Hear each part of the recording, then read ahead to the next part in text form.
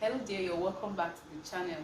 This is Jennifer Emiowe. If you're seeing me for the first time, please do well to subscribe and join the family. And if you're an old subscriber, thank you for always coming back to watch my videos. Please do well to turn on the bell notification so you can get notified each time I upload a new video. So before we go on with today's video, I want to ask a thought-provoking question. Okay, what is that one thing that you think you were never prepared for? Have you asked yourself, what's that one thing that you think you were never prepared for, that of course that you have to do? I'm not expecting you to give an answer now. I'll be with you shortly.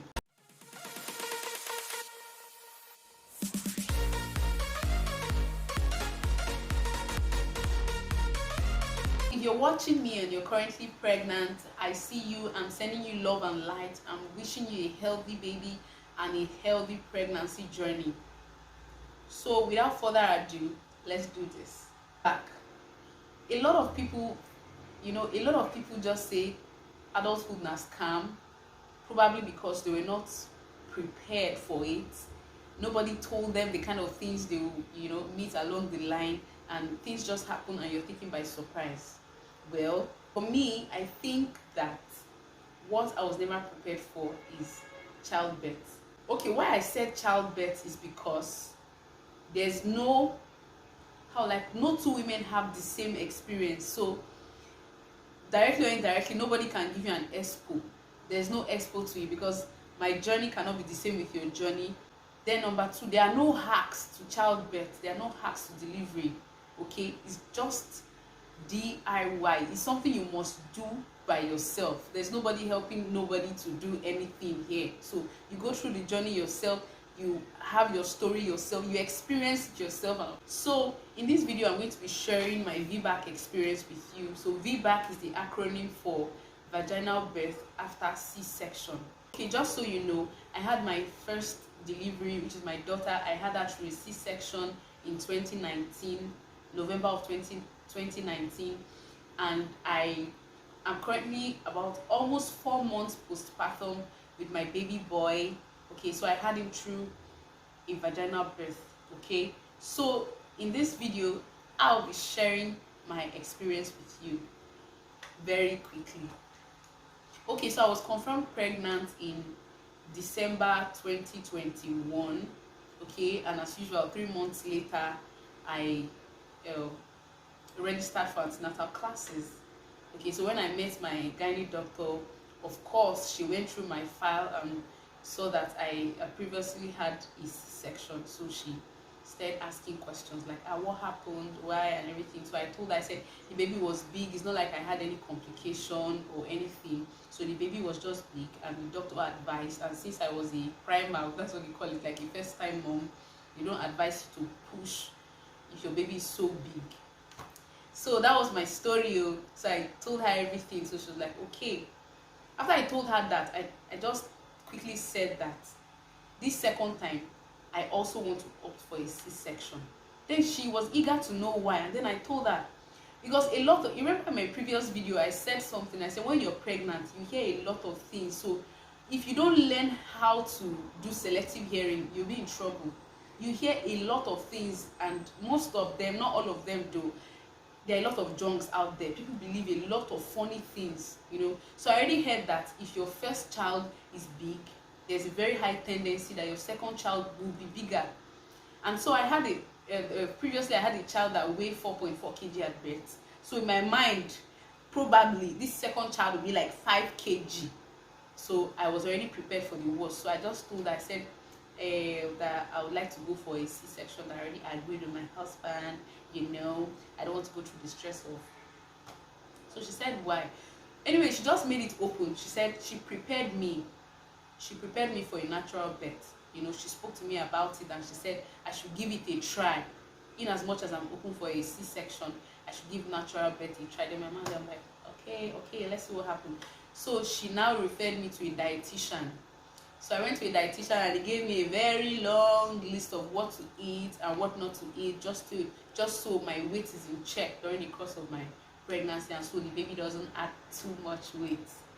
So even though I did not follow through the list religiously, some other days I just eat and drink and forget my home training, but then I did my little bit. I did what I was supposed to do. So fast forward to 6 months, 7 months, I had a very healthy pregnancy. I wasn't falling sick, I wasn't on admission for anything, just normal routine drugs and everything. I was going for my checkup, my antenatal classes, and then before you know it, I was 8 months, and the doctor started making statements like, the baby is big, the baby is big. I'm like, so what have I done this time? Did I miss anything? I was like, I did not increase my portion size. I was doing everything I was supposed to do. So how come suddenly the baby is big and the baby is big? I was already feeling bad, because since she prepared me somehow, subconsciously, I started preparing my mind to have a natural birth. And of course, my mom, she kept telling me, try, Jane, try, and everything. So somehow I was preparing myself for a natural birth. And now she's coming with talk again that the baby is big, the baby is big, the baby is big. So I started feeling bad. I wasn't even feeling any signs of labor. 8 months, 9 months, 36, 37 weeks, 38 weeks, nothing was happening. And there's something they do. Nothing was happening. And there's something they do medically to more like induce labor, to prepare a woman's body for labor. They call it sweeping, I think. Cervical sweeping. And I already heard that it's very painful. So the first time I was supposed to have my cervical sweep, I dodged. I did not go. And I wasn't even feeling like labor was coming. Even though I had not felt it before, I didn't know what it was like. A part of me actually wanted to taste it, to see. So the second time I went, and then she did the cervical sweep. And when I experienced it, I was like, I know this is just the tip of the iceberg compared to what the actual labor is. And then I just told myself, it has to be the C-section, because I cannot come and kill myself, okay? Before you know it, 40 weeks came by, and I was like, this baby is still not ready to come. So the doctor just saw everything, no sign of labor whatsoever, what. And she just booked me for a C-section. Yay! So I was happy. I was like, okay, I won't go through all that labor stress and everything. So she booked me for a Friday. We already made all arrangements. I already went ahead before time, of course, to pay to the hospital. I made my payment already. So I was set. I packed my hospital bag. I was set. Then on Wednesday night, 2 days to the Friday, Wednesday night, for some reasons I couldn't sleep. I just felt like an army of ants. We're just climbing my bed from my legs down to my waist. I was just feeling this kind of contraction. It was coming and going. I was like, which one is this one again? It was, before it started progressing, then I knew that I was entering labor. Whether I was entering labor, I was inside labor, or labor was around. So that was how I couldn't sleep that night too. So I was able to manage it till morning, and by 7 I called my doctor. She didn't pick, so I just went ahead and went to the hospital. On getting to the hospital, I met a nurse. So the nurse was like, okay, lie down, let me check. In my mind I said, hello, excuse me, I already paid, so I'm just waiting for them to prepare me and wheel me to the theater to bring out the baby. So she was like, even though we still have to check you. I'm like, there's no checking nobody here. I didn't want labor at all. I didn't want it, and I was still feeling it already. So I wanted them to just hurry and prepare me, and take me to the theater and bring out my baby. But no. Before you know it, a senior doctor came. I was like, okay, what's the issue? I just explained everything to you. So, okay, lie down, let me check you. I'm like, oh, there we go again. So he checked me, and he said I was about 3 cm dilated. I said, dilate what? This wasn't what I planned for. I just started making statements like, oh my God, my doctor has set me up. This wasn't what I, planned. Before you know, my doctor came and checked me.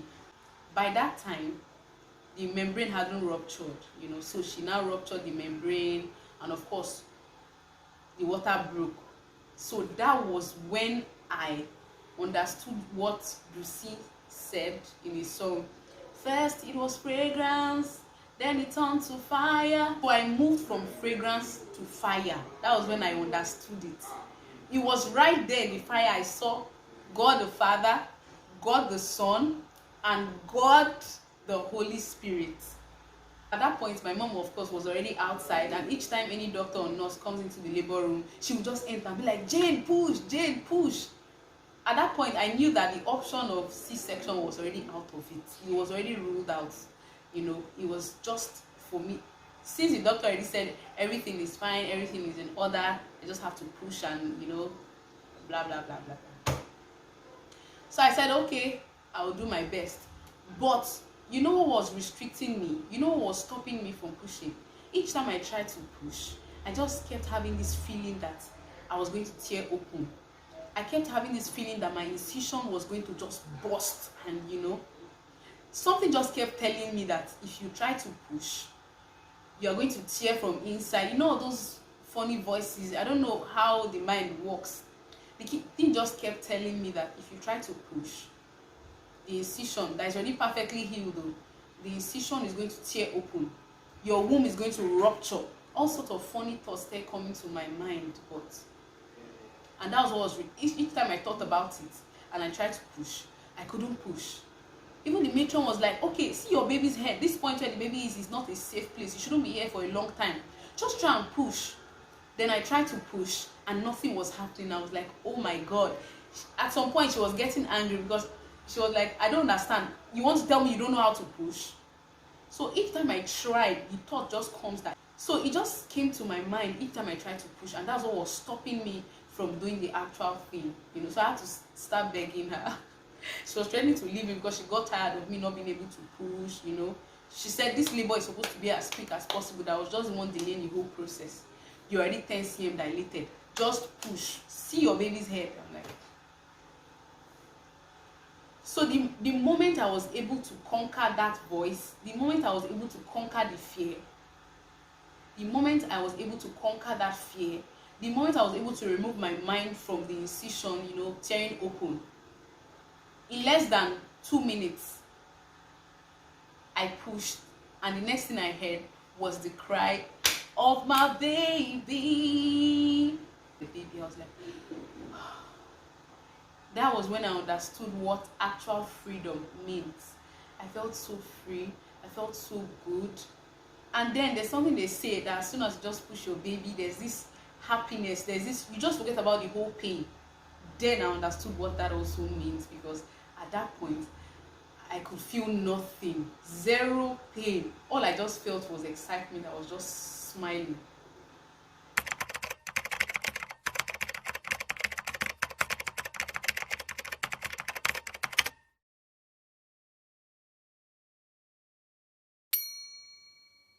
So this is my Vbac story. I hope you're able to learn a thing or two. First, I'm here to tell you one or two take homes from this story. Number one, no two women have the same experience. No two women have the same pregnancy experience. No two women have the same childbirth or child delivery experience. So never compare yourself with anyone. Number two, don't be in a hurry to opt for a C-section. No matter how you feel. I'm not saying C-section is a sin, of course. I've been there before. But I tell you, do not be in a hurry to opt for a C-section, except recommended by your doctor. Number three, your body was made for it. Your body was built for childbirth. Your body was built to procreate. So never let anyone tell you less. If your doctor says, okay, C-section, it doesn't mean that you're less of a woman. It doesn't make you less. It doesn't reduce your strength. It doesn't mean that you have disappointed. It doesn't mean that you have disappointed your gender.